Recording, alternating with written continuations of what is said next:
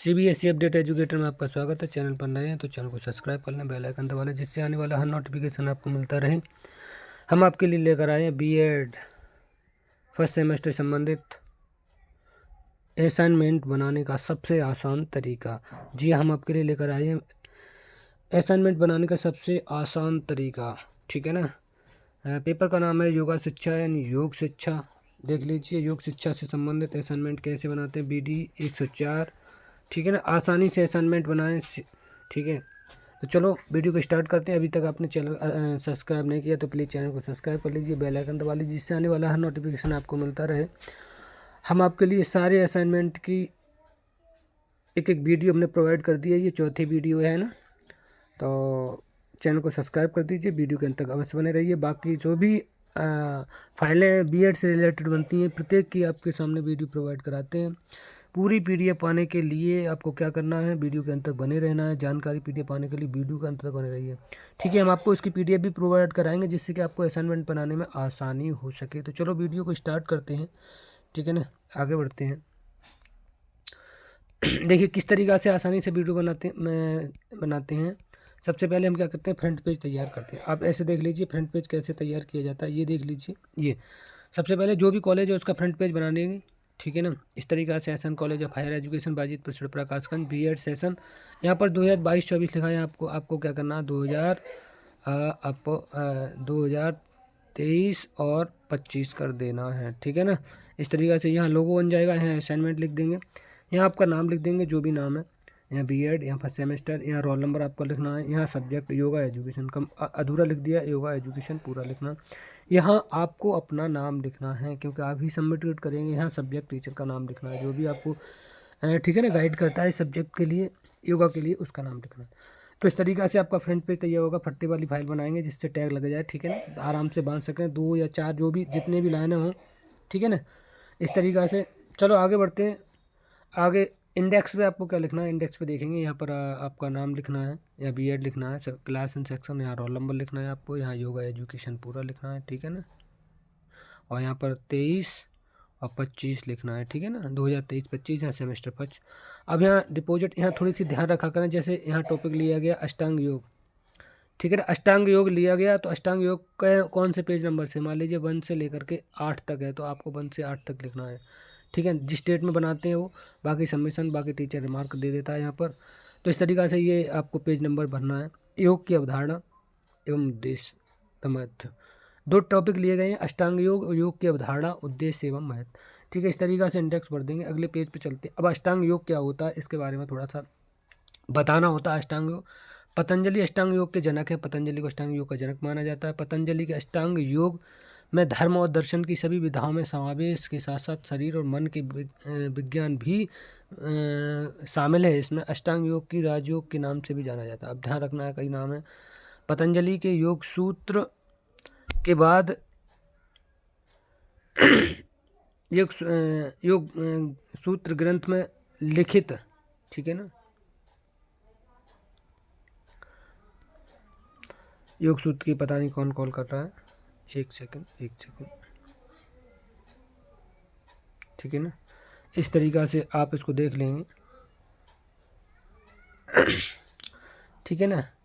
योग सूत्र के लिखित अष्टांग योग बुद्ध के अष्टांगिक मार्ग पर की रचना है। जो बुद्ध का अष्टांगिक मार्ग है उसी की रचना है अष्टांग योग। अब अष्टांग योग का अर्थ, यहाँ पर अर्थ महर्षि पतंजलि ने परिभाषा देते हुए चित्त की वृत्तियों का निरोधक कहा है इसको, और ये कई चीज़ें बताई हैं, ठीक है ना। अष्टांग अंगों का योग एक मार्ग विस्तार बताया। अष्टांग 8 अंगों का वाले योग को 8 अलग अलग चरणों वाला मार्ग नहीं समझना चाहिए। यह अष्टांग आयामों का मार्ग है जिसमें 8 आयामों का अभ्यास एक साथ किया जाता है। अब अष्टांग योग के अंग कौन कौन से, इसमें अंगों की बात चली गई है, ठीक है ना। अगले पेज पर बढ़ते हैं। जैसे अब कौन से अष्टांग योग, यम नियम आसन प्राणायाम प्रत्याहार धारणा ध्यान समाधिउद्दष्ट वर्ण करना, अर्थात यम नियम आसन प्राणायाम प्रत्याहार धारणा ध्यान तथा समाधि, ये 8 योग के अंग हैं। इन 8 योग, अब इसको 2 भागों में बांट दिया गया। बहिरंग में इसके अंतर्गत 5 साधन आते हैं, जैसे यम नियम आसन प्राणायाम प्रत्याहार। अब अंतरंग आ गया, टोटल धारणा, ध्यान और समाधि, ये होते हैं किसमें, आपके अंतरंग में। टेट सीटेट में भी इससे सवाल पूछे जाते हैं, ठीक है, आपकी परीक्षा में भी सवाल पूछे गए थे, इससे देखा होगा पेपर में आपने। चलो आगे बढ़ते हैं। अब यम क्या होता है, यम के बारे में समझ लेते हैं। यम का अर्थ है चित्त को धर्म में स्थित करना, ठीक है ना। चित्त को सामान्य लोगों के लिए तात्पर्य नैतिक आचार संहिता से है, किंतु इसका वास्तविक अर्थ है यौगिक आत्मनियंत्रण। यम 5 प्रकार के होते हैं, ठीक है ना। अहिंसा, अब अहिंसा मन, वाणी एवं शरीर द्वारा किसी प्राणी को कभी किसी भी तरह दुख न देना, ये अहिंसा कहलाता है, ठीक है ना। काम, लोभ, मोह तथा भय आदि से वशीभूत होकर मानसिक यातना देना, दिलवाना या सलाह देना, संकेत करना, दूसरों देखना आदि समस्त को अगुण हिंसा के अंतर्गत आते हैं। इनका त्याग करना ही अहिंसा है।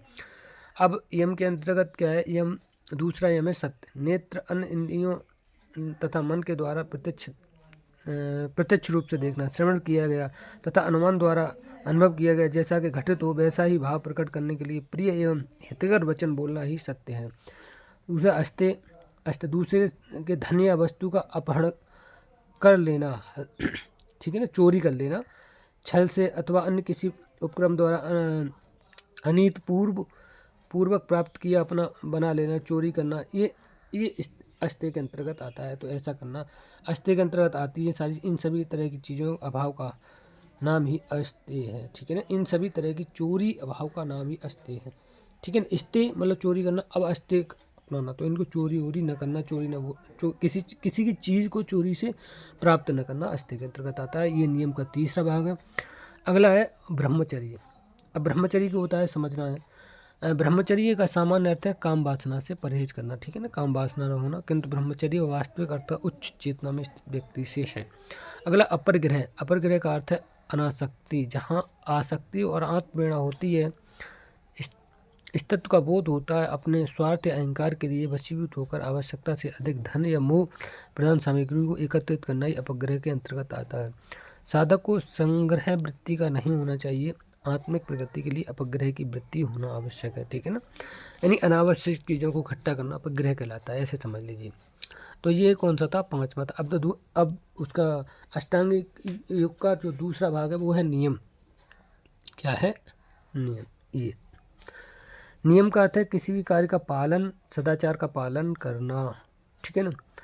अब नियम भी 5 हैं। शौच का तात्पर्य शरीर और मन की शुद्धता, मन को कितने शौच करके यार मतलब मन को शुद्ध करना। संतोष, ठीक है ना, अपने वर्तमान जीवन में हमें कुछ भी प्राप्त हो उसमें प्रसन्नता व आनंद का अनुभव करना, ये संतोष करना कहते हैं, हमें इतने में ही संतोष है।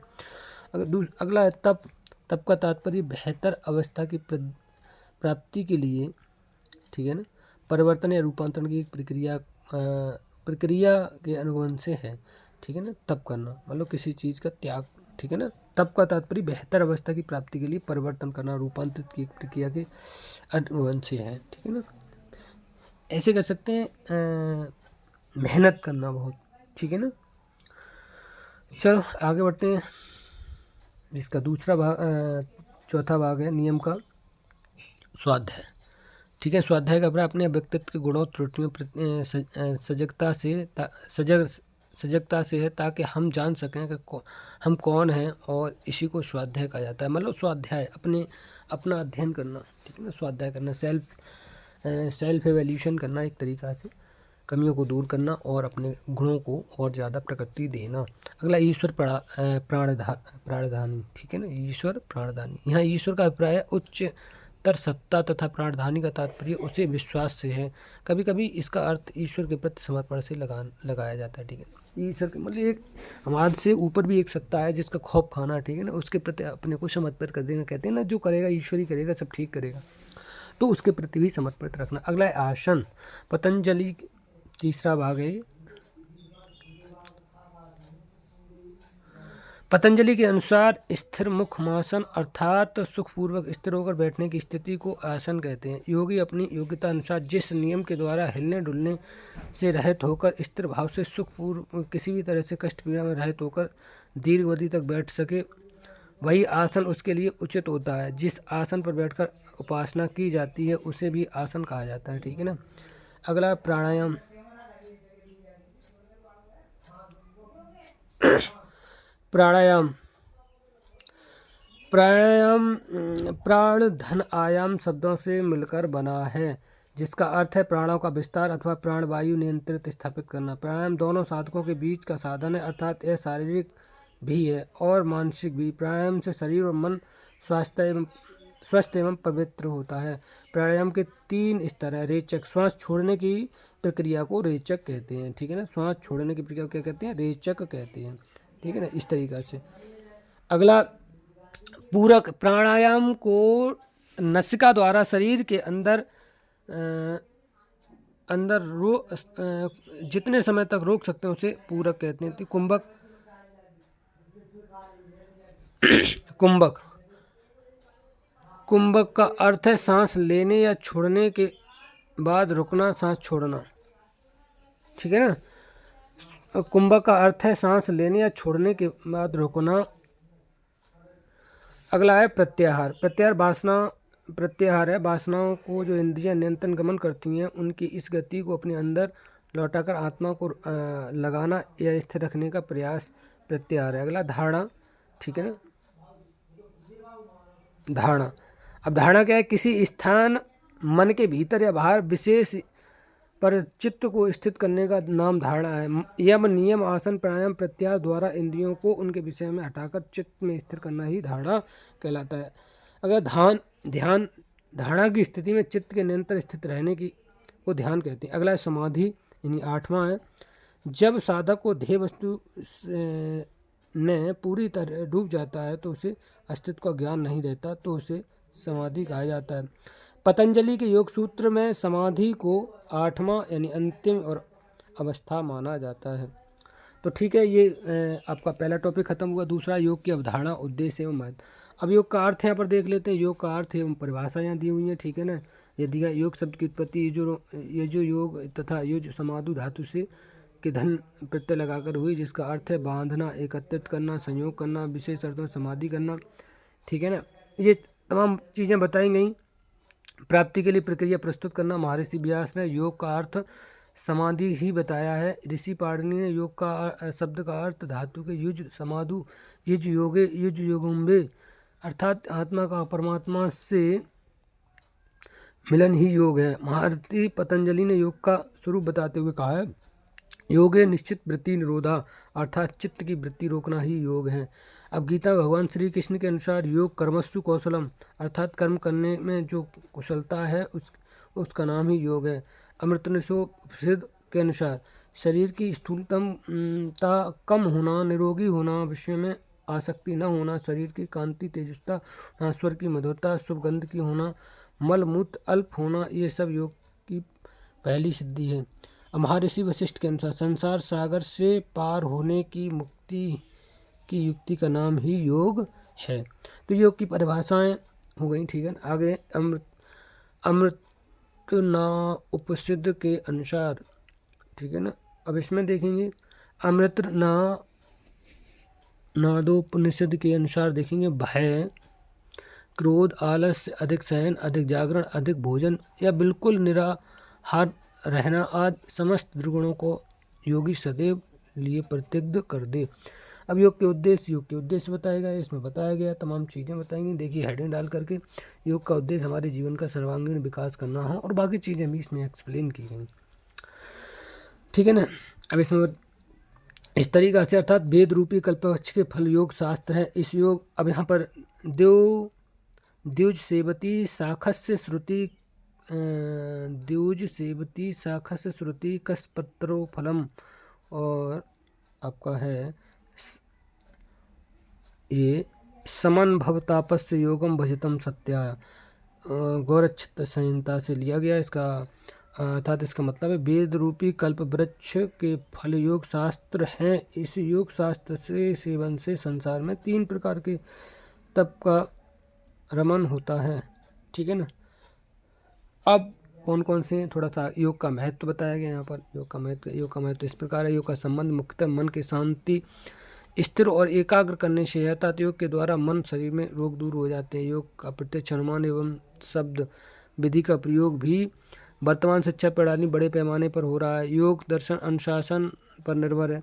ये तमाम योग के आपके जो हैं इस तरीक़ा से पॉइंट के माध्यम से क्या बताए गए, आपके महत्व बताए गए। आयुष यौवन और स्वास्थ्य मेरुदंड के लचीलेपन पर निर्भर है, अतः आसनों द्वारा मेरुदंड को लचीला बनाया जा सकता है। ये तमाम आपके महत्व बनाए गए। तो दोस्तों आपको वीडियो आज की वीडियो कैसी लगी कमेंट के माध्यम से वैसे बताइएगा। ठीक है, हम आपकी ऐसी वीडियो लेकर के आते रहेंगे। तब तक के लिए चैनल को सब्सक्राइब कर दीजिए, बेल आइकन दबा दीजिए, कमेंट कर दीजिए, शेयर कर दीजिए। ठीक है ना। अगर आपको इसकी PDF चाहिए तो हमारे इस नंबर पर संपर्क कर सकते हैं। हमारा नंबर है 9719, ठीक है ना, 815279, 9719 815279। इस नंबर पे हम मैसेज कर सकते हैं। ठीक है, आपको चैनल सब्सक्राइब कर लिया, उसका स्क्रीनशॉट डाल करके हमसे आप इस असाइनमेंट की PDF प्राप्त कर सकते हैं। तो दोस्तों आज की वीडियो कैसी लगी कमेंट के माध्यम से बताइएगा। हम आपके लिए अगली वीडियो जल्द ही लेकर के आएंगे, वीडियो 105। उसके लिए हम आपके अन्य फाइलें जो बनाती हैं, micro teaching file, macro teaching file, है ना, उन पर भी विचार करेंगे, उनकी भी वीडियो प्रोवाइड कराएंगे। तो तब तक के लिए आज के लिए इतना ही। वीडियो को लाइक कर दीजिए, शेयर कर दीजिए, कमेंट कर दीजिए। अभी तक चैनल को सब्सक्राइब कर दीजिए। आज के लिए इतना ही। Thank you so much. जय हिंद, जय भारत।